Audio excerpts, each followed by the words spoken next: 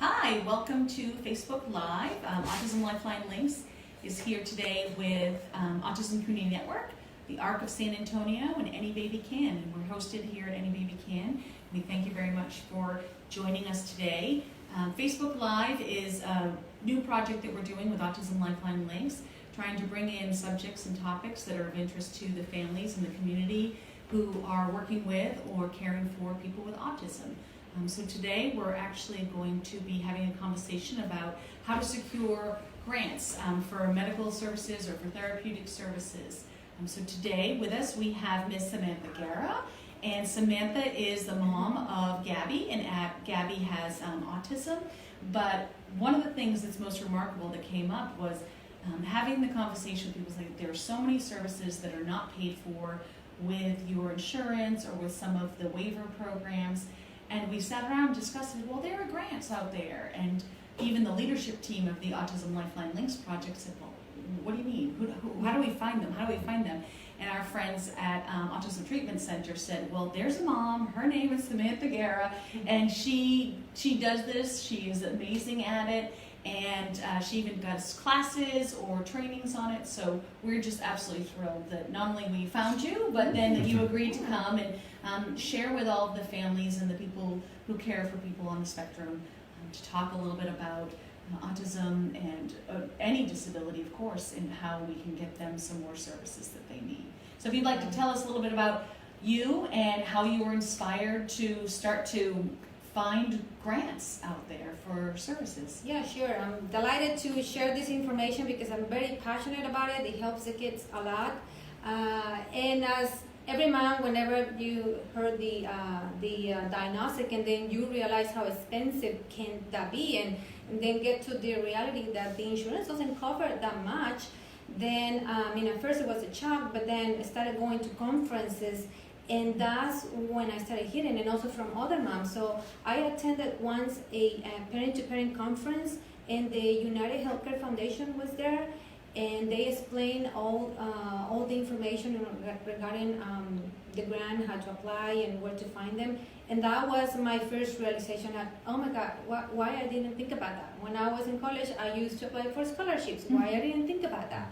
I was just so focused on the diagnostic and just, learning about it. And then from then I started, looking more into that. And so you say Texas Parent to Parent. So Texas Parent to Parent is one of the amazing conferences that we have in this region for families who have a child with a developmental disability or adults with developmental disabilities. The great advocacy, their resources are highly available. Are there any other conferences or places that you would recommend that parents look into that are not necessarily related to the grants, but where they can find excellent information? Are there any other places? I think the most important thing here is networking. I would say conferences is one thing. You always, if you have the time, go there. But networking is very important. When you come to the events that nonprofits organize, like I think Any Baby Can, or was it Autism Community Network, the one who organized a CPS event, then I met other people. I made friends there. And then what it helps is that other people are working together. So whatever you find, you share it with them. Whatever they find, they share it with you. And that gives you another opportunity to hear about their experience and other organizations that are doing grants. So I heard from other parents, like other friends in like the Masonic. I think that was another place where I got a grant because a mom told me about it. And what is neat is that they already had an experience and they can give you a better idea about the process. And so networking, I would say, is very important. Support groups, whenever you can find other parents that are dealing with the same, you're gonna have support. More people together to find those resources. I'm really glad you said that, because so often we're talking as the people who are in the field and in the industry about how we really want families, we want to create opportunities for families to be together and spend time and have these conversations, because they're maybe not walking the exact same path, or their children's diagnoses aren't exactly the same, but having what I used to call the sisterhood effect, the fatherhood effect, or the guy effect, but it is that fellowship that is created around disability or around empathy, really, at the end of the day, that helps. So thank you for sharing that, and we'll continue to reinforce that throughout our time here. That getting out there and looking for other resources and like-minded people is a great way to do that. Okay, so what I want to do is I'm going to ask you a few kinds of questions about, you provided us this beautiful outline of every step. Facebook world, this is amazing. I mean, there's so many steps here and beautiful detail, and Samantha's been kind enough to allow us to take this, and we will put this on the Autism Lifeline Links Facebook page, as well as link all of the partners that are here, the all 10, but as well, especially the Autism Community Network, ARC, and Baby Can, who are broadcasting this event live as well. So don't worry, that'll be coming later today. We'll get that up for you. But we're going to cover the primer, the top shelf kinds of ways about how you get this process started. So how do you even start to look? So we talked a little bit about your first experience. Looks like we're having some connection issues. Keep going. Keep going? Okay. So we talked a little bit about your first experience in learning about grants, but how do you start to do it? You touched a little bit on the networks and the conferences. Can you tell us a little more about the internet? It's so big and it's so cumbersome. How do you even start to find out what key terms, or how did you start to do that, and any tips on how to start with the internet?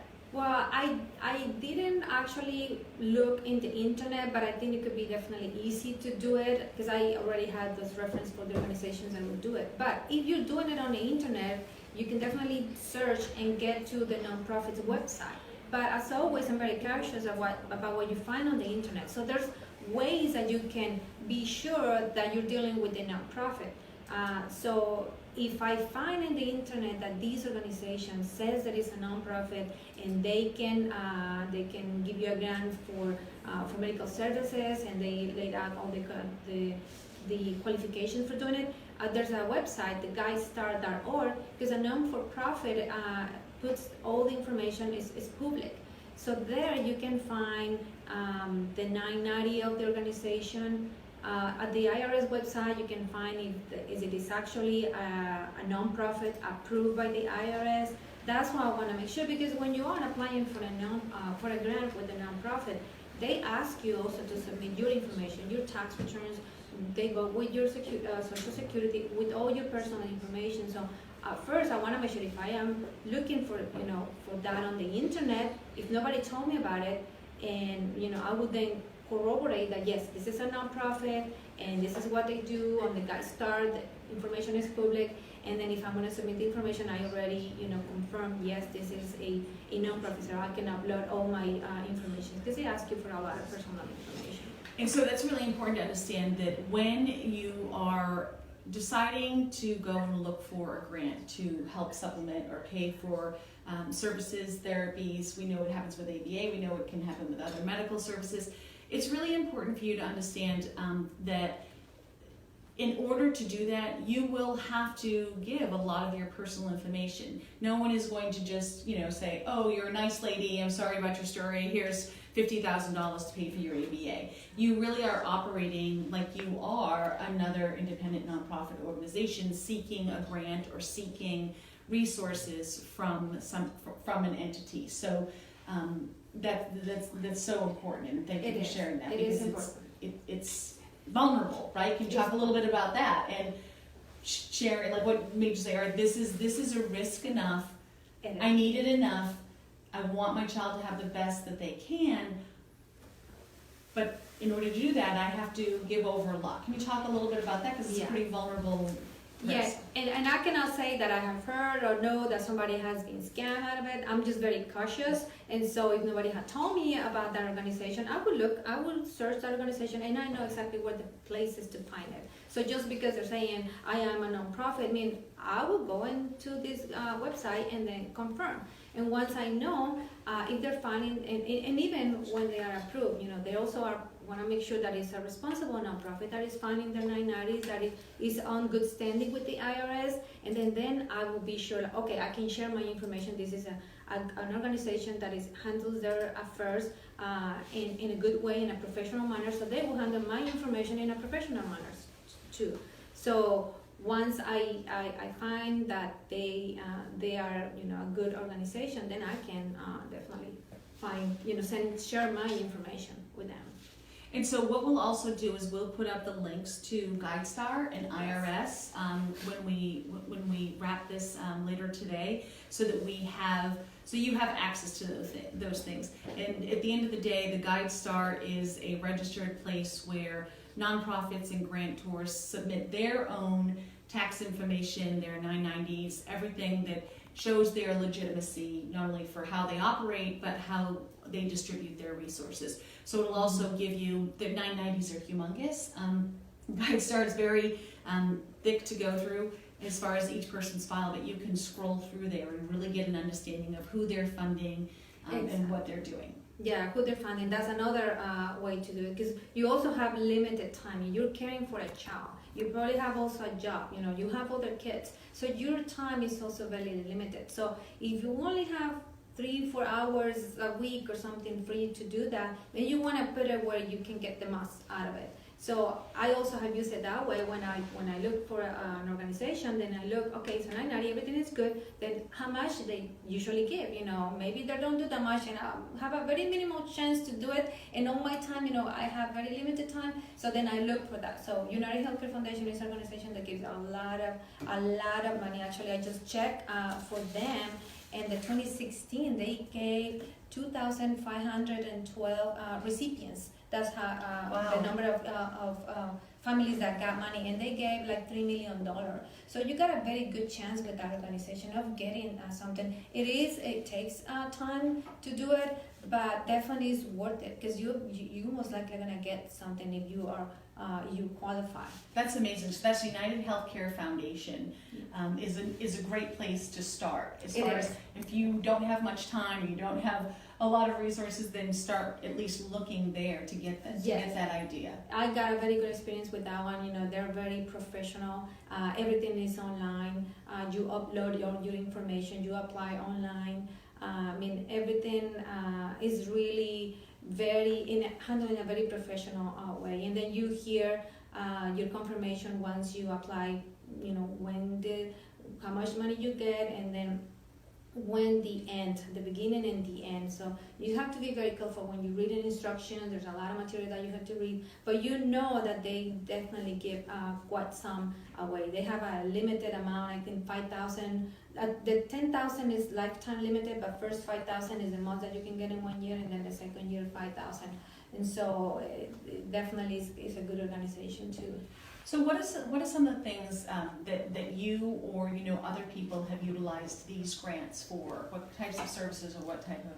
Well, it's speech and ABA, when my daughter was getting it, it wasn't covered at all by the insurance. And so that one definitely was a good one to use it for. And then speech, even though the insurance was giving me 40 visits, Gabby needed a lot more. Mm-hmm. And when it makes the most impact when they're little. Mm-hmm. And so this is when Gabby was about 5 years old. So I definitely did more than 40 visits. So they want to know, okay, yes, your insurance covers, but Gabby only gets 40 visits. They pay this much, and she needs like 3-4 times a week, and they will fund it. And you make a big impact. For Gabby, it was important. Even though it was covering the speech, she needed a lot more, and it made a lot more impact for her. Can you tell us a little about your family story as far as that whole piece? You're saying we didn't even coach on this. We're just all the right things about connecting with other families and early diagnosis and early intervention, and we say swift, comprehensive intervention, and what kind of difference that makes or seems to have made for your family. It makes a big one. So I'm so glad that I spent a lot of time looking for these and applying for these, but that's when it made the most impact. Like Gabby now is 10 years old. We don't need the grants anymore. I mean, we just needed when she was 5, 6, when she definitely was in more need of getting those, and that's when we got them. And now, I mean, she actually is a bilingual. She speaks both languages. Yeah, so she definitely use all the therapy. She doesn't need the therapy for speech anymore. We're now into social groups.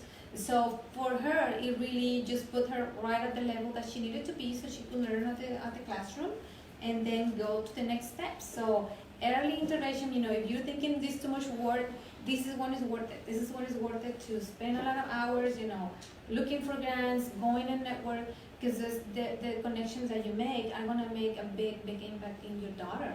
I mean, or your son, definitely. It made it for her, because I got friends that they gave me very good tips for Gabby, and that was very helpful when she needed it the most. Well, congratulations and great work, because it is so amazing. We see families that maybe don't have that swift, thorough intervention in the beginning, and there's more cost for the school system. We know there's a lot of, obviously, cost, emotional cost, familial issues that happen when the child doesn't have the communication ability. So getting that done in early is so worth it. So that's great. Thank you for sharing that. We appreciate it.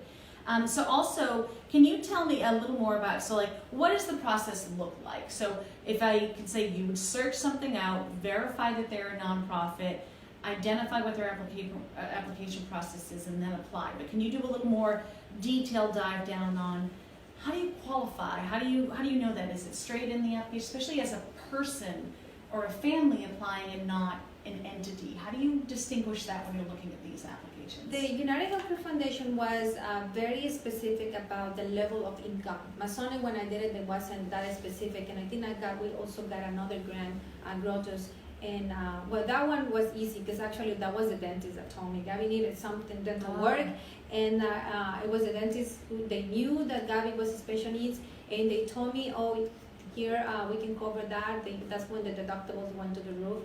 They did all the work. That was easy, but the United Healthcare Foundation is more specific as far as the number of people in the household, and then the level of income. And it's funny, because once, I think when they were trying to get the word out, they were saying, I think that the person there at the conference was saying, apply even if you are over the income. I think after 3-4 years, when I tried to do it, then it didn't. Once you are out of the level of income, you do fill the application, and they'll say you don't qualify. So once they started more people applying, then they weren't that flexible anymore, because they have a lot of applicants. So yeah, it's very important that you read the qualifications. Some are very straight and giving it to you. The level of income, I think for them, was 125 for 5 members. Other ones are not that clear, but they just want you to give them all the information, and then they see if you qualify. But yeah, this was very, very detailed as far as what the qualifications were, and they also needed you to have private insurance. So they were also very clear on that. If you have like Medicare, Medicaid, they wanted you to have private insurance. So that would, not a lot of people will qualify, because I think Medicare or Medicaid, they don't cover some of the therapies, but in this case for them, they only allow private insurance to cover. Okay. And then what about what types of documents? When we talked earlier about the vulnerability of having to submit a lot of stuff, can you tell us a little more? What kinds of documents? I think that's because so often when families are registering for services, sometimes they're leery of giving their family financial information or their tax returns to register for services. So now what we're saying is all of these entities are going to ask for those things and more. And you're sending it to someone who you don't even have a face-to-face relationship with. You will scan your tax return. Definitely, that one will ask you for the tax return. Other ones might be just ask you for the pay stub. This one definitely asked me for tax return. I can't remember if it was 2 years or only 1 year, but I uploaded that information, a complete copy of my tax return. They asked me also for a certification from the doctor, so I had to chase the doctor to get that. And so for the diagnosis? Yeah, for the diagnostic, okay. Yes. So they asked for that, and they want you to outline what is it that you, the therapy that you need. So that was very important with the United Healthcare Foundation, because if you ask for speech and then along the road they grant you the grant, right? And then you want ABA, or you didn't apply for that one at the beginning. So better apply for all the therapy that you're gonna need, because once it goes through the process, they cannot cover anything else other than the stuff that you requested. So it's very important. If you If you're gonna need ABA, OT, speech, put it all in there on the first time that you are applying. So be thorough and ask big when you're making that initial application. Yes, ask for all the therapy that you are gonna need. So yes, the copy of the insurance card, that's another thing that they asked me. And they wanted to know what the explanation of benefits for what the insurance doesn't cover. So I think they wanted to see what the plan will cover. Like if it covers 40 visits for a speech, they wanted to see that on the application. You can get a copy of, maybe with the employer, what is it that they cover. And then maybe it doesn't cover ABA, but then you want a copy that says, yeah, the insurance doesn't cover that. And then on the reimbursement process, they're still gonna ask you for every time that you submit a claim, they're gonna see how they cover it, because you're gonna get them the explanation of benefits for every item once you start submitting the reimbursement. Okay. So we're almost out of time, but want to just run back through and cover the big points. And again, we just did, when you're doing this, first of all, get excited. Know that if you're able to identify something that hopefully you can really make a profound change for your child and for your family by having these additional resources. So start your search. Once you identify some places, verify that they are nonprofits through GuideStar and through irs.gov, and we'll do some links there. Find out what the application needs are, and then apply. When you apply, be thorough, ask big, because the worst thing they're going to say is, we can only give you this much, and then you can make those decisions from there, but at least you've put out everything that you need. And don't get discouraged, right? And if you do, search, again, back full circle, and go on the blogs, go on Autism Society, go on autism websites, start to look for other families who are having these conversations, and attend the conferences, attend the trainings that are at Any Baby Can or Autism Community Network or ARC, or any place where there are other families who are gathering to have the conversation. Are there any last words or last points of inspiration you'd like to leave us with, Samantha? Well, as I said at the beginning, this is very important. Don't get discouraged. You're gonna see the impact. Don't wait. The sooner the better, because it's gonna make the most impact on your child when they're younger. So, I'm relaxing a little bit more. I did work a lot at the beginning, but it was all worth it. So I think the sooner the better that you can start. And if you're thinking, oh, another event that I had to go, I had too much work at the home, just think about another connection that you're gonna make, and that other connection is gonna help your child, and then you probably have something to share with them. So it's really important. Network is important. Thank you. Becky wants to know if we're going to provide links. Yes, Becky, so we are going to put the list of how to do the grants is 9 beautiful steps in detail here that Samantha has created. We'll put that up, as well as links to GuideStar, IRS, and United Healthcare Foundation as a first primer. But other than that, you'd start looking around. And we want to thank Samantha for being here, and Gabby is a lucky little girl for having a mom who's dedicated in that way. We want to thank Any Baby Can for hosting us. We want to thank the ARC for live streaming us, and ACN for live streaming us, Any Baby Can obviously for live streaming us, and of course Autism Lifeline Links. So if you are a family of a child with autism, or if you're an adult with autism, we encourage you to go to the Autism Lifeline Links website and register with us so we can try to impact change in our community. We will post our next Facebook Live event as soon as we determine that topic. If you have suggestions for topics, please do send those into any one of our pages, and we hope that this was fruitful. We surely enjoyed our time with you, Ms. Samantha. Thank you very much. Thank you, Facebook world.